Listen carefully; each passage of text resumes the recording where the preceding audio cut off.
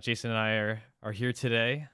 We're gonna show you some, or have you listen to some really cool music that Paul whipped up. So we have a new battle theme. Oh Going yeah. right. We're going. Whoops. I'm like flipped. There we go. I don't know why I'm not. There we go. Um, I did some stuff with my webcam and the lights and et cetera, et cetera, et cetera. So I think I finally got the lights in a way that doesn't make me look like a ghost. So that's cool. Because that's always an issue with me. So, um, but hey, Fen, how's it going? Hey Finn. Fen, can you type a poggers in the chat? I want to see what the pog champ is today. I'm curious. I mean, could probably do that to be honest, but get some audience participation in here. Ooh, writing is fun. Is this like a personal project or is it just like PogChamp? I don't know. It's not showing up there, so hold on. Oh, we're Twitch pros. Look at this. Wait, yeah, look at this. We'll eventually learn how to Pog. I think I found it. Hold on. Can we just do? Is it just Pog? It is. Yeah, exactly. That should be it, right? It might be a capital P and a capital C. I believe. I believe that's what it is. Or I always thought it. maybe. I always Oh, thought it was there it is. weird. I always thought it was weird that the Twitch emotes are just words, like with no Yeah. like special punctuation or anything. Yeah, it's funny. Like you'd think there would be like an exclamation mark or like a colon or something like that, but nah. That's just what it is. So we got it. I don't know who this pogging person is, but I wish it would I wish it would tell you like who it is and Yeah. like give you like a link to their channel or something like that. That would be really awesome. But that's fine. You can't have everything. So baby steps in the right direction. Uh, but yeah, so uh, yeah, the Raptor's good. I think we all like a good Raptor around here. Or we could just say it's a basilisk. That's fine, right? So Yeah. it's close enough. It's We pretty good. yeah, we still don't have our own Twitch emotes, do we? We should sort that out. Open Oh, to I suggestions forgot. We there. could actually do that. We Yeah, could. we should get some good ones. We happen to know someone who's pretty decent at small scale pixel art. So we'll get something in there that's actually emote worthy. Maybe I can make some good reaction faces that we can clip out later. Have our own pog. Oh, although I feel like with the new designs, we could have some pretty good pog faces for some of the characters. So yeah. Yeah. I was thinking the Berserker, honestly. I don't know if we've shown off the Berserker sprites yet of the new Berserker. So, but I think that design will lend itself well to a large, wide open mouth with with eyes looking in a particular direction. I think that could work. Um, uh, Maybe we'll show that off at some point. Have we showed off that design yet, or is it still So under that's wraps? like still under Okay. wraps. There's still some more chemist stuff we want to share. We did do the initial Oh, that's true. the Yeah. reveal of the chemist, but there's a bit more stuff that we need to gifify and send out. How that would fit, I think it could possibly work. Yeah, that the thing about like a good emote is that like you basically just need like the lowest amount of detail possible, and like if you're doing like a head thing, it just to be needs to be like just the face. Yeah. Um, so it there's an art to it. There's an art to good emotes. Um, but yeah, so I'm sure we could figure it out. That's what this channel is missing. This channel is definitely that's the only thing this channel is missing is good emotes. Definitely nothing else. Although I think we do have a relatively well polished stream here, so I'll give ourselves that much.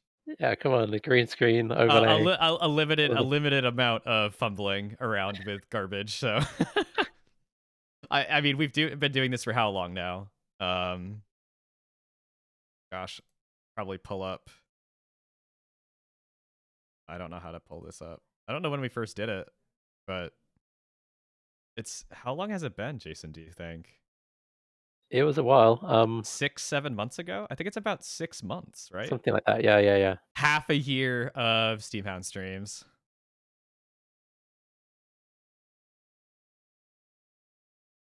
Cool, cool. Yeah, Fen would love to hear about that once you're ready to share your stuff. Yeah. I always find like people's like personal writing stuff really interesting. But it's always like a really personal thing, and if it were me, I'm always like, no one can ever see it until it's perfectly ready. And Yeah. Can you can you can you tell us about, like, genre? Like, what sort of genre, and then we can we can conjecture.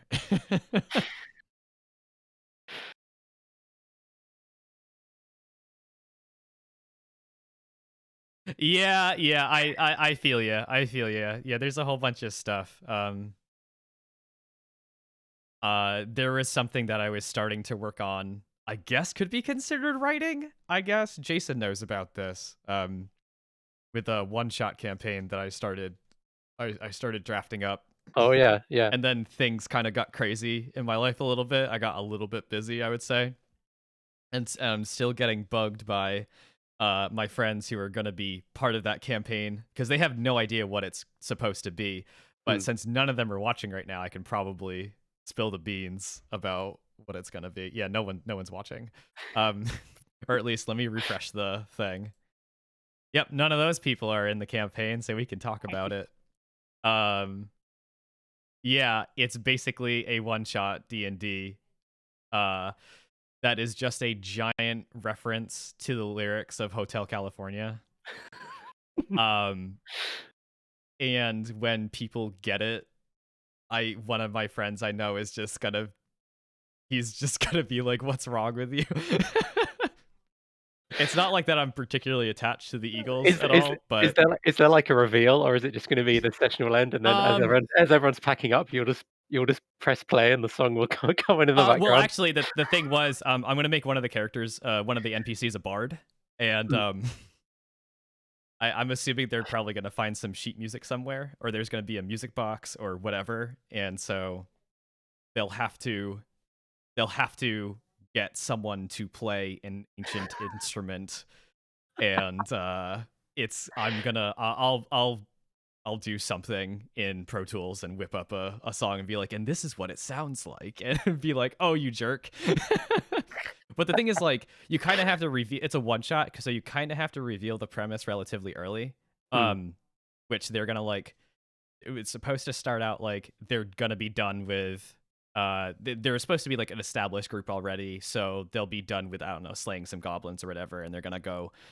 They like need to get back to like Neverwinter or something, but they have to stop at like a tavern along the way, and from there it's just going to start all the references immediately, and then once they get in there, either some weird stuff will happen which makes it seem like it's going to be not okay to stay there for the night, and then they will be attempting to leave, and they will be uh mysteriously they forgot they will be coming right back in the door essentially if they attempt to leave this place. yeah, um or depending how I do it, I think it's going to be like a grounds, basically like they're going to try to leave the grounds that's around, so not necessarily it's one building, um because I want to do some stuff outside of the building. But I don't know, I could just have it one building, I'm not sure. It depends. It might be simpler for me just to have it in one building and build around that, as opposed to trying to come up with various different reasons why they can't leave the grounds versus the house versus whatever. So yeah, that's great. it's very there's so much stuff in that song too that just lends itself well to fantasy. Um, like there's When a you're line. describing, like, the cool wind in their hair and whatnot. Yeah, there's that. There's like there's a character called the Nightman who is supposed to be like the person who like mans the desk at night, but the fact that there's someone called the Nightman implies that there is a dayman as well. And I definitely want those to be like opposing characters Yeah, and stuff, and to make them more than just, receptionist. So And there's stuff like called like there's a lyric that's like in the master's chambers, like they're preparing for their feast, and like Yeah. they stab it with their steely knives, but they just can't kill the beast. Like, I want to make a creature that can't die due to steel or something. It's so good. It is so perfect. Like, it needs to be destroyed with magic or like holy stuff or whatever. It's so good. Like, it's Oh, I so love it. perfect. Yeah. But of course, I want to do this right, so it's like taking me forever. I just don't like. Part of me could just like probably improvise the entire thing, Mm. but I have this thing where I want it not to be like all combat. I want there to be like some stuff where they have to do some actual like social stuff with the NPCs to like maybe get them on their side or to figure out some things beforehand before they start um like hacking and slashing their way through this Yeah, place. yeah. So yeah. Awesome. Uh Oh, so but Finn's thing is like a fractured universe, mm, floating island kind of thing. This is cool. the cataclysm. The cataclysm of the worlds. So Finn, are you following like a protagonist, or is this more like lots of different stories in this world? I guess the good thing is you can have so many different distinct locations here. Yeah. Yeah, yeah, the fractured world thing really lends itself well to like I can do whatever I want in this, and like I don't have to worry about whether this biome is next to this biome, or if they're like separated by physical space, then that can be nice. That can be freeing. Um yeah, Yeah. so that's cool. Um I guess we should talk about the game or something. I don't know. Um but yeah, no, that's cool. Yeah, the environment can really inform a lot of stuff about the world itself. So like of course you can go back and make other decisions to make things the way that you want it later, but in terms of world building, yeah, like the actual world can make a lot of difference in terms of people's like motivations and how society works and stuff. World building is really fascinating because there's a lot of stuff that fits together. But of course, with any kind of world building, in real life, things don't always make sense about why they happened a certain way. Yeah. So that's what people forget sometimes. And you can do whatever you want. You can do whatever you want. You don't have to explain everything, and that can be freeing once you realize that. Um, so yeah, don't worry about having some oh gosh, what do you call that when there's in fiction or anachronism? Yeah, there we go. Mm. Don't worry about anachronism. It's fine. It's gonna be fine. Yeah. But yeah, let's talk about what was in that last patch there. So new battle music theme, which I've pulled up right now. That is in the game, so you may be hearing that today. And then just as a quick note, you're messing around with some lighting for terrain objects. There was some talk about like some stuff not popping out like 100% or whatever. So we'll hopefully see a little bit of a difference today. So things are a little bit easier to perceive and Mhm. and all that good stuff. But Yeah. I think that just includes like the speed up tile and the corrosion tile. They were kind of yep, they were kind of unlit, so they would just be a bit gloomy there in the background. Sorry, Relief. believe you gotta give us some time. We'll get there. We will get there. I promise. If you really want us to do that kind of stuff, be sure to write it in the suggestions area of put it in the suggestions of the Discord channel, Yeah. please. Oh, Put it in there so we can remember. speaking of ruined Christmas, it actually snowed today when I was walking. Well, it was more like a light hail, Yeah, like a yeah. fluffy hail. But How late do you usually get snow uh in the UK? um, now it's a pretty normal time. Like sometimes in Okay. December, normally around now. Yeah, Yeah, we usually get it up until gosh, it's snowed in April before, definitely. So it's not super surprising for me, but without further ado, we must reveal this lovely music here. yeah. So bear with me while I struggle with the audio levels for a second, because I'm just like playing a file right now. So Let's do it. so let's just chill and listen to this song for a good 4 minutes, and we'll talk about it. Awesome. Or if I can't control myself, I'll start talking over it about how cool it is. So you never know what you're gonna get here. But anyway, I'm gonna start it right now.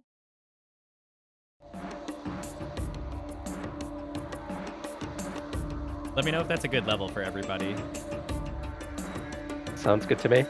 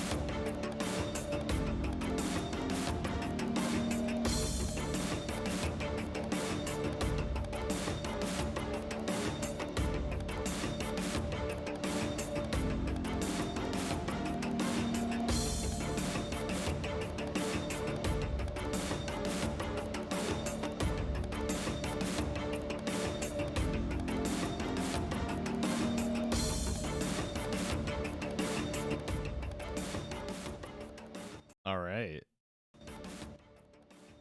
I could just keep this in the background, right? This will just loop. I'll keep it chill in the background for a little while since I don't have the Steamhounds client up.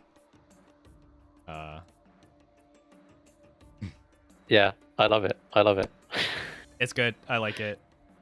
I don't know. There's a lot of stuff where people are like, oh no, it's a terrible idea to use electric guitar in your soundtracks. It's really hard to pull off right. I'm just like, here you go. This is I like this. Yeah, like It's such yeah, a yeah. like I'd love to hear Paul's thoughts about the choice of instruments and like generally in Steamhounds, what kind of instruments and sounds are being used to build these tracks because it's quite an interesting mix. I feel like. Yeah, definitely. Because there's a lot of like, I want to say like hand percussion a little bit. But there's also like I would say like electro percussion a little bit sometimes in some of the stuff. And then sometimes you hear like a drum kit or a snare or like different parts of that as well. So there's like nothing is like I would say off limits necessarily. So which is what I like about this. There's a lot of different textures and tonal shifts, and it goes places instead of it just being like the same instrumentation throughout the entire track. Yeah, I feel like this also ties kind of into the world building. Like we had this idea that the city in Steamhounds is like quite a multicultural place and has a lot of broad influences, and we didn't want anything like the architecture or the music to sound like really identifiably like a particular Yeah. real culture. Yeah. So it's like there's like a multicultural element, and also there's like some of the industrial, like steampunky, grungy sounds in Yeah. it at the same time. That's kind of maybe how I'd summarize it. It's Yeah. like yeah. It's got some heavy industrial stuff to it, especially with the percussion, but there's also elements of like natural instruments as well. Of the way that they're thrown together of mostly unidentifiable origin for the most part, especially the way they're processed too. Like some of them have a lot of reverb on them. Some of them are used in very particular ways, but so it's nice to have both of those together. So you've definitely got, this is steampunk. We've got some industrial stuff. It's a little bit grungy and dirty because it's not a super happy, clean steampunk. But we also have all the different instruments in there that make it, a little bit of a melting pot in terms of like, which instruments are going to take the melody and all that kind of thing. It's nice. It's nice, definitely. Yeah, I think that it really works. Every track so far pulled something like slightly different out, but it definitely has some recurring elements or things that tie it together, like the hand percussion, like you say, has definitely been like pretty prominent. I forget the name of that instrument. I don't know what Paul used. I thought it was a tabla at first, but it could be. There's a lot of different hand percussion instruments out there, like from different cultures, and I don't pretend to know all of them. So there are many out there. Paul could probably let us know which one, but I can't remember if that was like from a sample pack or something, or if it was a loop. Especially with like hand percussion, it's really hard to take like individual one shots and make them sound like actually good, especially like with hand percussion. So if you've got like a loop of someone doing like a specific pattern, it's really nice.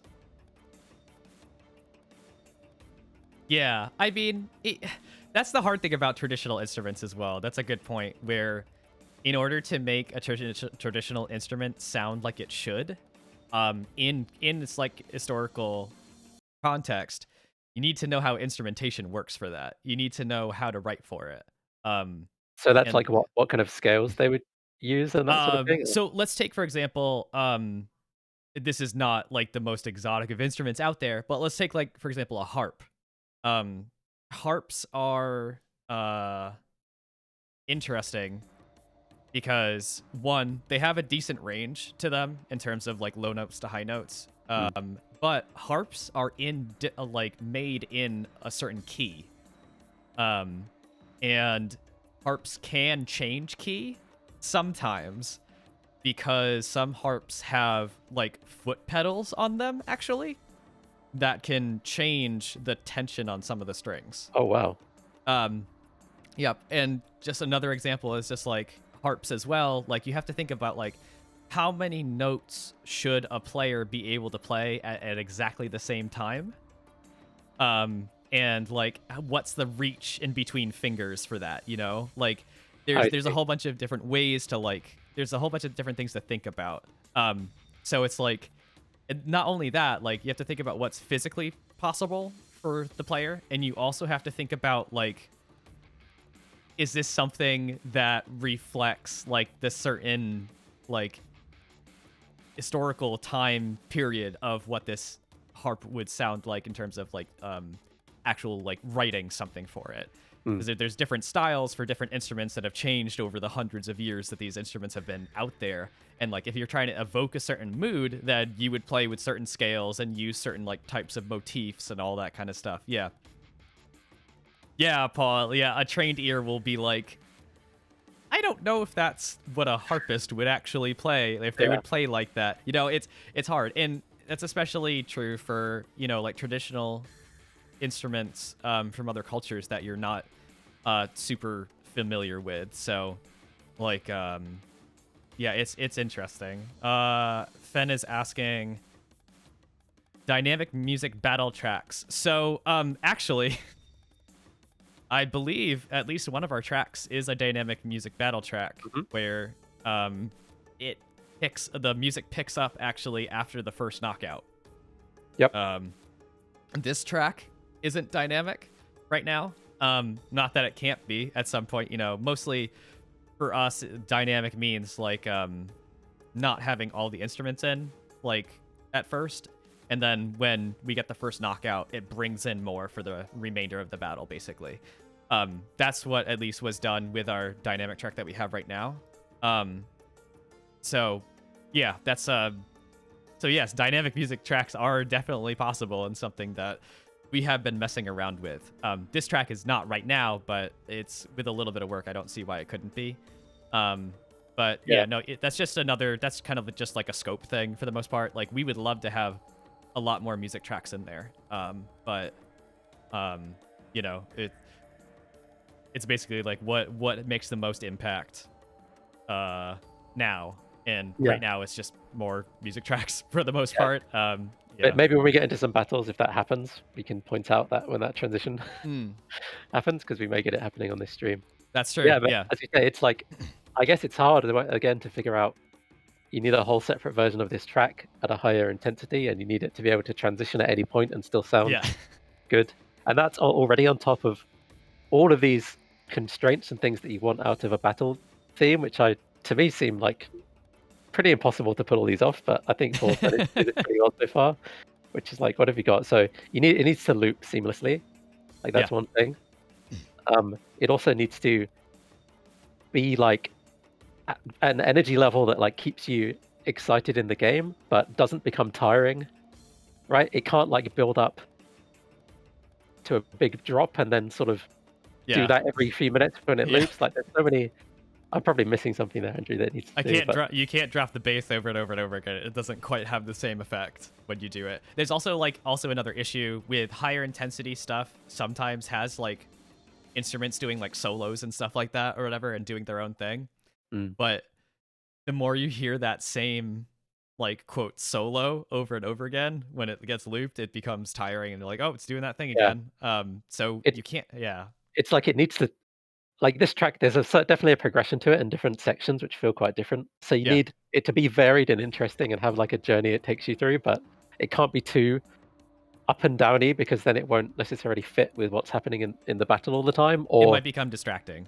the like cycle of its energy level will become very obvious as it repeats, kind of like you say, like if the solo repeats or whatever. Yeah. So I feel like it's really hard to That's the write challenge what it is. because it's like you're not necessarily creating like quote music. Like it's real music and it takes real skill to figure out like, okay, I need something that's dynamic and interesting and complements the action that's on the screen, but it can't be too distracting, because you want people to be playing the game, not just listening to the music. And if you do something that's way too dynamic, then it's like, oh, what's happening? Like, what happened? Did I do that by my actions as the player, or does the music just do that all the time? Like, what's going on? So it's a balancing act. It takes a definite skill to get that right, and I think Paul's done a really good job so far with that. Absolutely. On that note, just crossed 2 o'clock in the Eastern time zone. So I think it's time for a battle. I believe that Jason just pushed an update, so I am going to take a moment to log back in. Launch the game again. Yeah, something was broken. The reason behind that was in the game's code, I finally renamed the chemist was called Healer.